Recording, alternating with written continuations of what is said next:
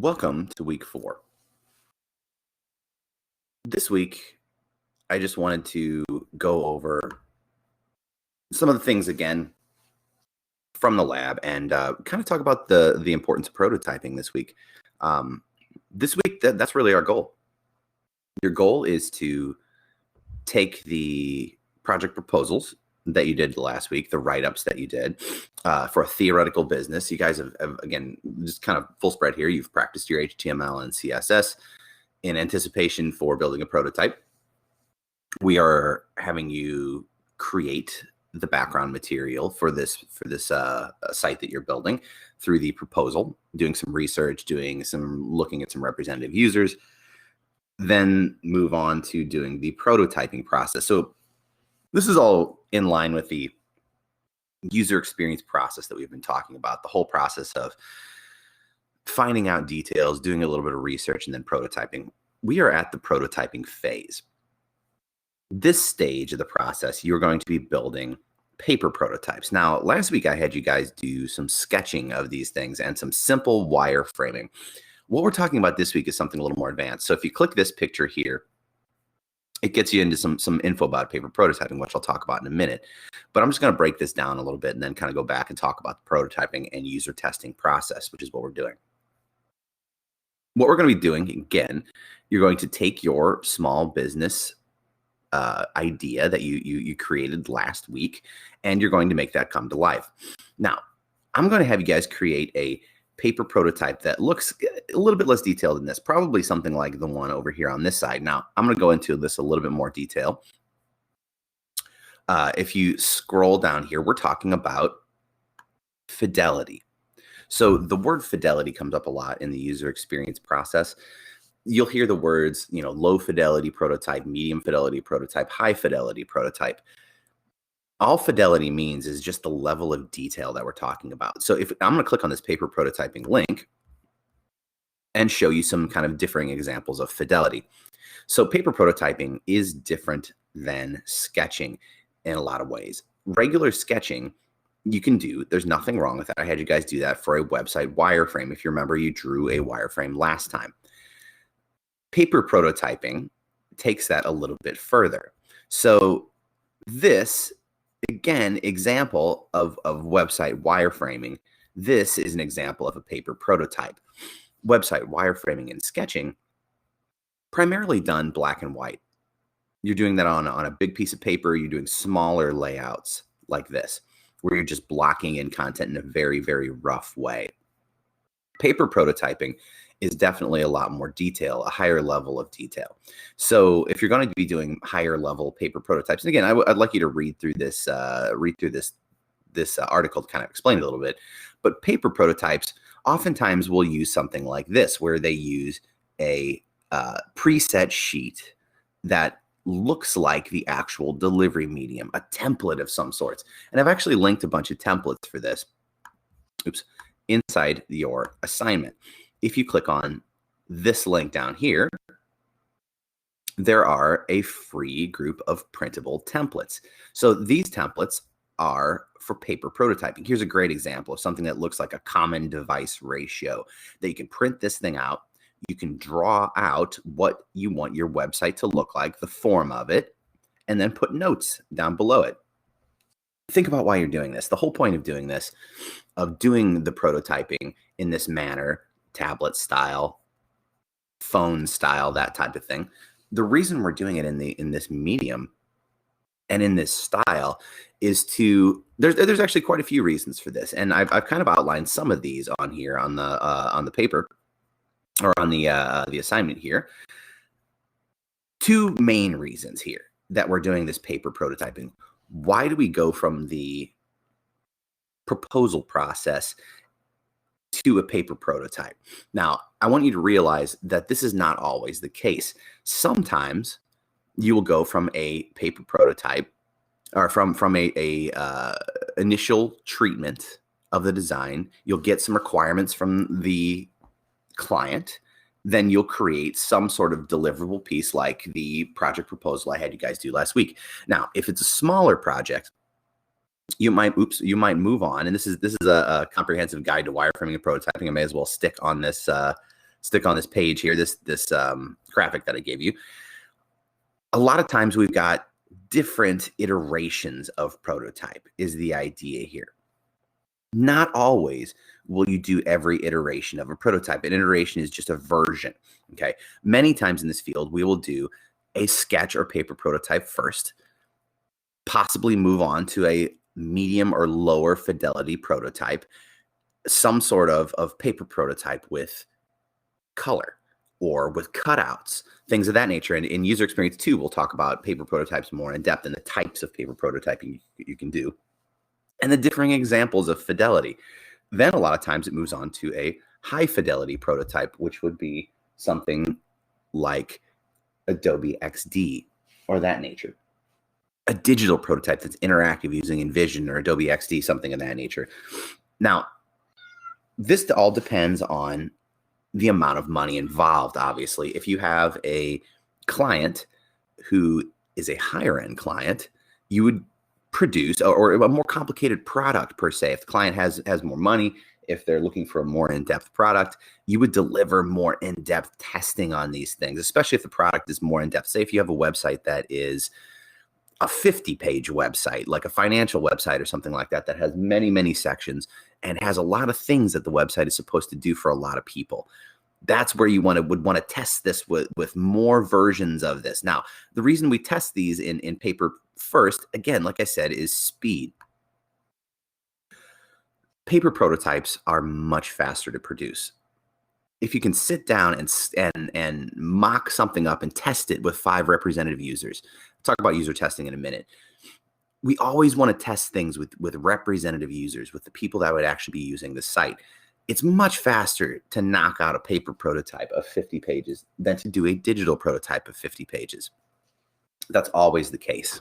So that's the first one, is speed. The second one is client control. So a lot of times what we're doing here is client and user control as well. We're trying to debug what this website is going to do before we even get into the debugging process. We're also trying to get client buy-in. Lots of times, as I'm saying, clients will come to you because they don't know what they need in a website. It just makes sense. You are the expert. The idea is they're coming to you for your expert knowledge. So what you've got to do is show them a visual representation of what's going on in your head. Because a lot of times what you've got going on in your head, the layout, where the content's supposed to go, may not quite match up with what the client thinks. We've got to get all those suppositions and problems and issues with content done early. The earlier you can figure out these problems and debug these problems without setting a digital prototype up, which takes a lot of time and a lot of effort, the more money you save and the more time you save. So that's the whole idea. The whole idea of doing a paper prototype is to control the scenario and eliminate as many mistakes as you can in the process. So what you do, again, you create a set of paper prototype screens. Now you can even just Google paper prototype, spell it properly. And there are many, many articles about this stuff out there, but I'm just going to do images for a moment and just show you some very simple, different varieties here of paper prototype you guys could create. This is what I'm thinking is more of this style of paper prototype. Notice if you look at this preview here, and it doesn't even have to be that detailed for you to get the idea of what I'm talking about. This is in the shape of a phone. Each piece has been cut out, okay? And just like on this one as well, same idea. Each piece has been cut out, and the things are blocked out very roughly, okay? On all these paper prototypes, sometimes you can have, if you know the content of the small business site you're designing, you can actually start designing the content. Design what the home page looks like, design what the about page looks like, design what the services page looks like. Whatever the content is of your site, you can mock all these things up. Notice there's a variety of different tools you can use. You could use pencils, you could use markers for color if you wanted to highlight some things. You could use Post-it notes, you could use all kinds of different things to simulate what this would look like. This looks like a login screen. They've created different pieces of the screen, and this one even cuts out the paper prototype piece and designs the actual screens, the cards that you'll use to be pulled through. So each screen that you pull through is a different card. There's no right way to do this. The idea is to get a rough idea like this down on a piece of paper of what this layout is going to look like, and then get it in front of people. User testing and user testing questions, things of that nature. These are the things I want you guys to take a stab at doing, writing user testing questions after you print or after you create your paper prototype. You're going to make that paper prototype, and you're going to make it in two fashions, and you're going to test it. So you're going to create a set of mobile style paper prototype pieces first. I'm going to have you guys create ones that look like this first, mobile style. Now, the reason for doing mobile style first is that we have now approached the point in website design and usage that more people approaching websites are using mobile devices to get there than using desktops. The split on a lot of the websites I run for my freelance work is about 70% of the people going to the websites are mobile. So I would like you to create the mobile style mock-up of the website first, but the desktop resolution as well, the wider ratio. And again, I can even just squish my phone or my browser. Say if I'm on an article of some kind like this. This is the desktop layout, right? And if you smush it down, this is the mobile layout. Notice how the menu changes up top here. You have a different layout on mobile than you do on desktop. Everybody knows that. Everybody's seen that. So you mock up both of those layouts. What would this website look like on mobile? If I squish those one out to mobile, notice again the search bar up here, the menu changes. You have two different layouts for desktop and mobile. We'll work on the programming for that later when we do the actual coded prototype for this, which we will build. We'll build a coded prototype for this thing. But you try and at least set the ideas down of what you want this thing to look like in a mobile version first. Then you can go and do the desktop version. These would be desktop style mock-ups, okay, full resolution. These would be mobile style mock-ups. So I want you to do both is the idea. So now how many pieces of paper you use just depends. I put 10 to 20 from the mobile and 10 to 20 for the desktop. You may well have more, you may well have less. It just depends on how many pages you've got in your website, minimum 5. Remember, I wanted you to have 5 pages minimum, so you have to have at least 5 screens. But each unique interaction should be mocked up. Anything that the user can do that looks different should have some sort of paper prototype drawn for it. And watch through this video and read through these series of links. Obviously, these are very important, and they'll help you. If you read through these series of videos and watch these series of videos, they will talk about prototype fidelity more in depth. It's more useful stuff. It goes into way more detail than what I'm going into now. If you're kind of confused on the process. So again, mobile style prototypes, desktop style prototypes. Then when you're done with that, I'm going to have you test this. Write some user testing questions. Okay. So user testing questions. If you just Google sample user testing questions, there's all kinds of different articles on this stuff you guys can look into. Now we're going to talk about user testing questions more in depth, but I'm just going to click on this Adobe XD link here and talk about user testing questions a little bit. So user research and user testing, the whole point of making these prototypes is to test these prototypes with representative users. We'll get into kind of user testing in the second and third web class much more in detail, but the whole point of user experience is to test your designs with users.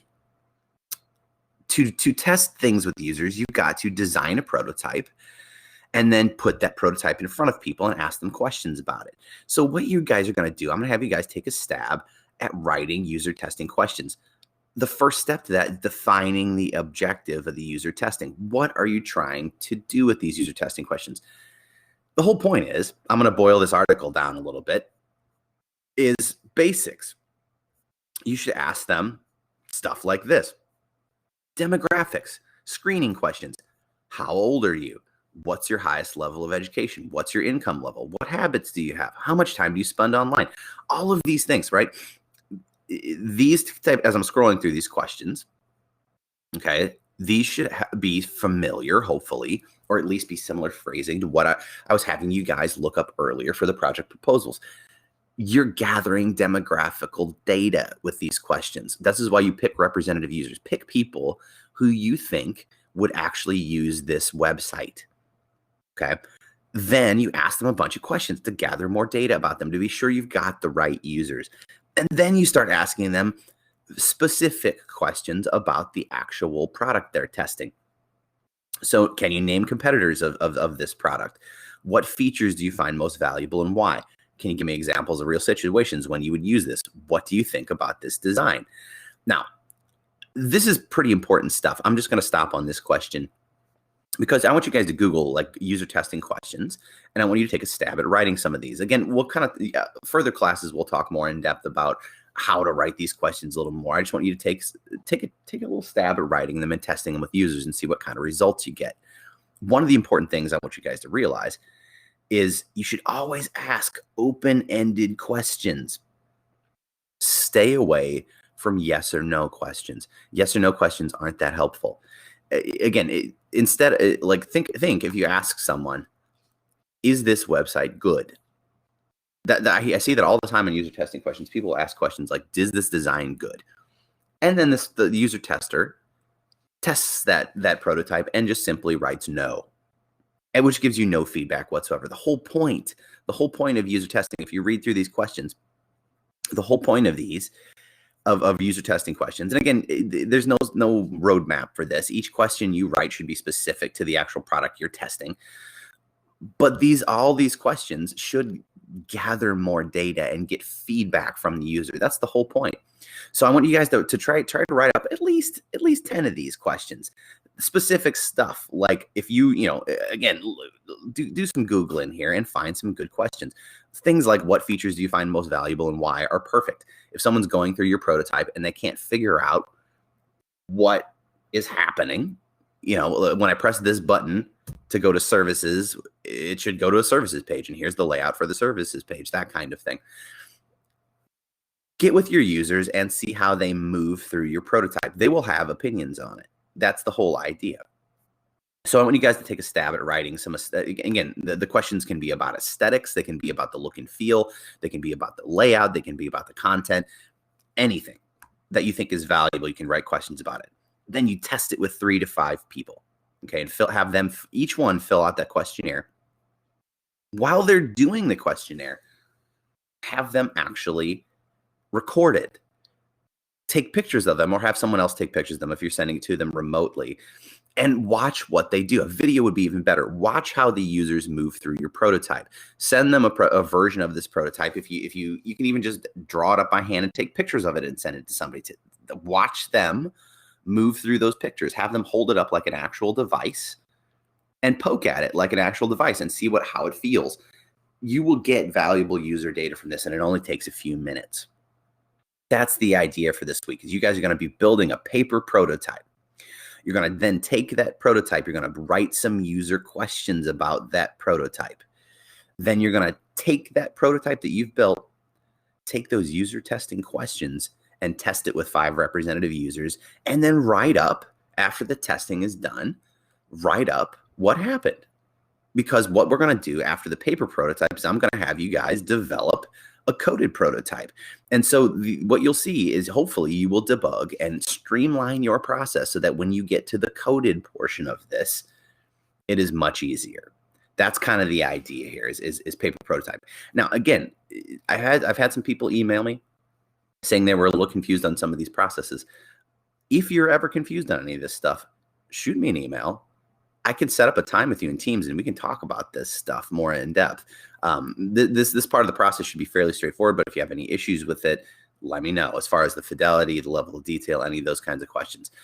when you're done doing your prototype, just take pictures of the thing. Take photos of it with your phone to document it, and then compile everything together. If you can get it all together as a PDF, would be great. If you have any issues with that, let me know if you're not sure how to do that. But the point of this is to start some paper prototyping. This is, again, the phases of the design process. This is one of the most important ones, is trying to get a prototype built. So that's it for this week. Again, if you have any questions, let me know. Hit me up via email, via Teams. I'm here to help. Have a good day.